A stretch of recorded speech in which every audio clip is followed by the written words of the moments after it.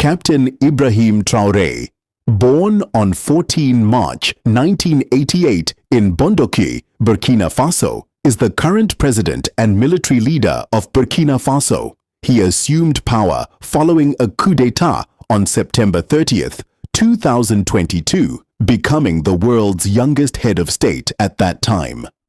Military background and rise to power. Traore joined the Burkinabe army in 2009 after graduating from the University of Ouagadougou. He received anti-aircraft training in Morocco and participated in United Nations peacekeeping missions in Mali. By 2014, he had risen to the rank of lieutenant and was involved in counter-insurgency operations against Islamist militants. In January 2022, Traore supported a coup that brought Lieutenant Colonel Paul-Henri Sandaogo Damiba to power. However, dissatisfaction with Damiba's handling of the jihadist insurgency led Traore and other officers to orchestrate another coup in September 2022.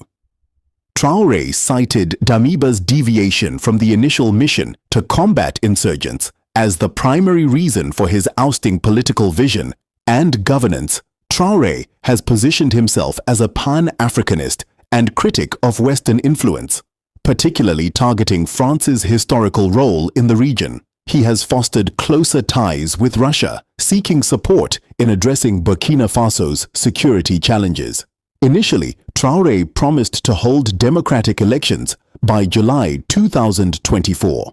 However, citing ongoing security concerns, his government extended the transitional period until at least 2029, consolidating power under the Patriotic Movement for Safeguard and Restoration (PMSR), security challenges, and humanitarian impact. Despite efforts to combat insurgent groups, Burkina Faso has experienced a deterioration in security under Traore's leadership. Fatalities from conflicts have increased, with over 7,200 deaths reported in the past year alone. Approximately 60% of the country remains outside government control, and millions have been displaced or are in need of humanitarian aid. The military's response has included the formation of rapid intervention battalions and the recruitment of civilian volunteers. However, these measures have faced criticism due to reports of human rights abuses and civilian casualties during operations. Public perception and media influence. Traore enjoys significant support among segments of the Burkinabe population, particularly the youth, who view him as a symbol of resistance against foreign interference. His image has been bolstered by a media campaign that includes the use of deepfakes and misinformation to glorify his leadership. However, critics argue that this support is fueled by propaganda and frustration with previous governments, rather than tangible improvements in governance or security. The international community has expressed concern over the junta's extended rule and the suppression of democratic processes. High-level engagement with President Putin. On May 10, 2025, President Traore met with Russian President Vladimir Putin at the Kremlin.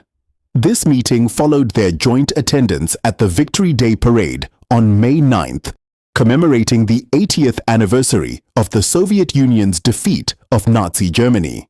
During their discussions, Traore emphasized that the terrorism afflicting Burkina Faso stems from imperialist legacies, stating, "The terrorism we are witnessing today comes from imperialism, and we are fighting it."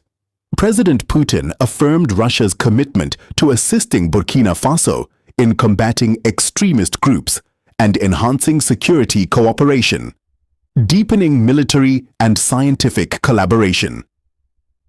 President Traore advocated for expanded military and scientific ties with Russia. He expressed a desire for Russian support in educating young Burkinabe scientists to foster domestic industrial and technological development. This initiative aligns with Burkina Faso's broader strategy to diversify its international partnerships and reduce reliance on former colonial powers.